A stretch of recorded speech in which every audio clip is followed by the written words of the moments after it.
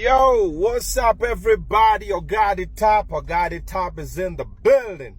Hope you're good. Let's talk drama festival. Let's talk Butere girls. Let's talk Cleophas Malala. Let's talk the government. Alright, so I'm about to say about a few things that might get me in trouble. Yeah, but well, if I don't do it, who will? I've seen a couple of people talking about it. Good stuff. Let's talk about it. That's how we find solutions. Okay, that's how we get better. Now, first of all, I condemn that act highly. Why?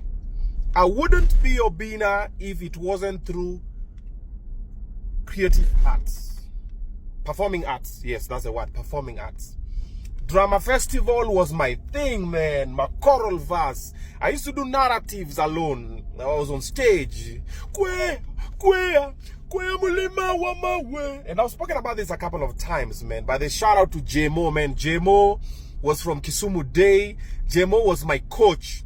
And I did a narrative known as Mwisho. Mwisho, it was amazing. I think it took me kuna ile level before ufike tu nationals. Ni venye sana nilikuwa natoka shule nyingine pia ukaneto Busaka miso kidogo mambo ikachemuka. All right?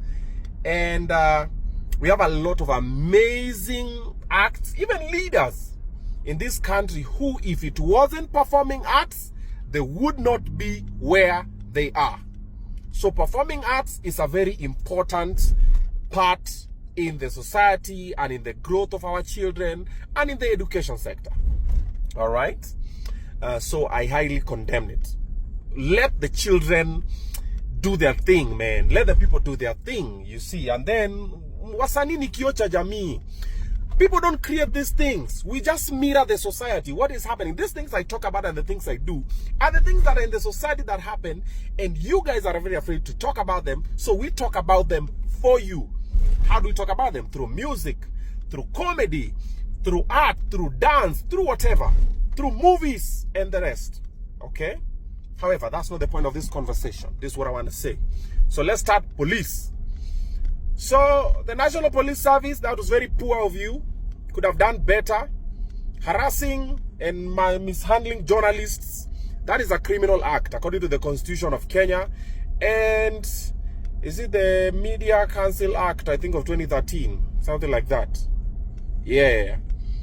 So first of all, that is a criminal act. You're not supposed to. Journalists are just doing their job. Like, hata watu wanze kuandamana sahi. Naone tu mtu ameandikwa press, media. My friend, achana now as a policeman, as a military person. Even when you go to Gaza, penye hizo mavita zinapiganwa, journalists are never touched. Okay? We have a few people like Juzi. Is it the Israeli or something? Wale waliwa journalists Juzi, whether they were in an ambulance or something. I saw a story like that somewhere. So that one is a criminal act. Okay, that should never happen. Okay? Wacha venye munafanya kazi yenu kama polisi, sisi watu wa media tunafanya kazi yetu, watu waheshimiane. However, Kenya right now, there's a precedent that has been set of harassing and gagging and abusing journalists. Like if you talk about anything, we ni mubaya. And this thing, by the way, hata ifanyiki na polisi peke yake, hata nyinyi wa Kenya. Saizi mimi nikienda nikae chini na Ruto ni mu-interview. Oh, Obinna, we are canceling you. We don't want you to interview. So it is happening both ways. From the government and from the people. I don't know where that is coming. It's a very stupid thing. Should never happen. Journalists have free will. The right of, what is freedom of expression? How about that one? Something like that. Because they bring the news to you.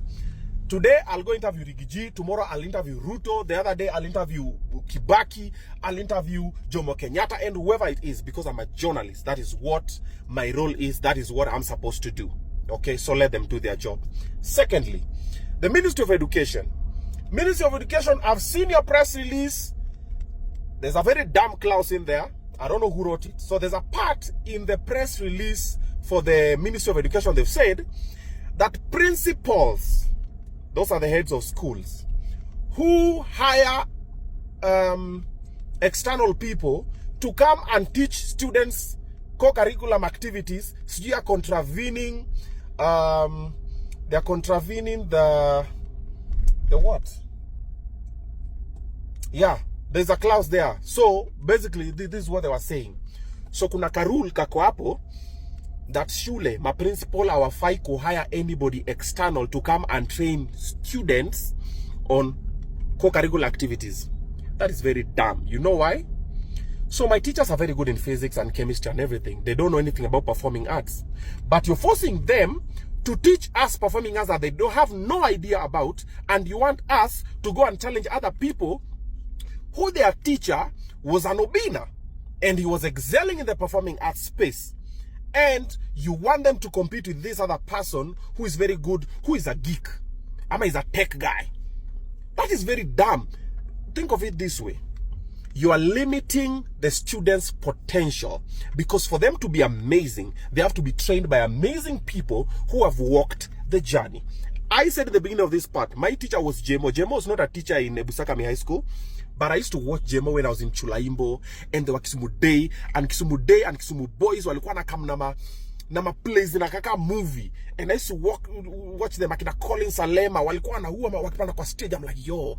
So I reached out to Jemo because I knew him, and I was like, yo, can you train me how to do? And Jemo came for free. Every evening, he never come to school, I would go to their place, and he trained me how to do this narrative known as Mwisho Mwisho, and it was amazing. But Jemo was not from the school.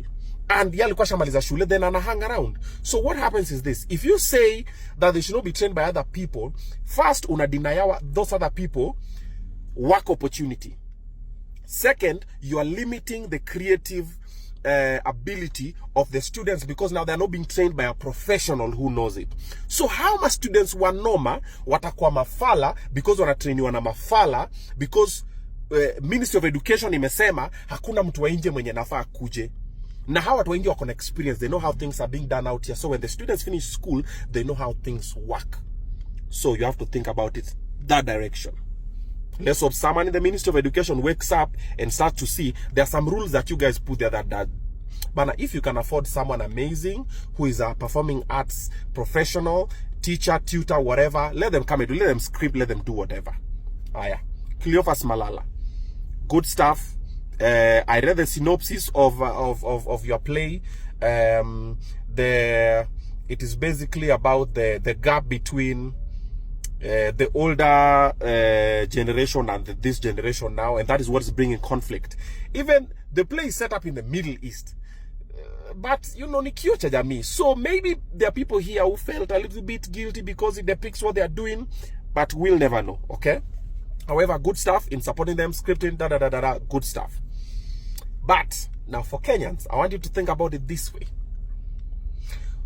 Why is the government so focused in frustrating someone who is not a threat to them?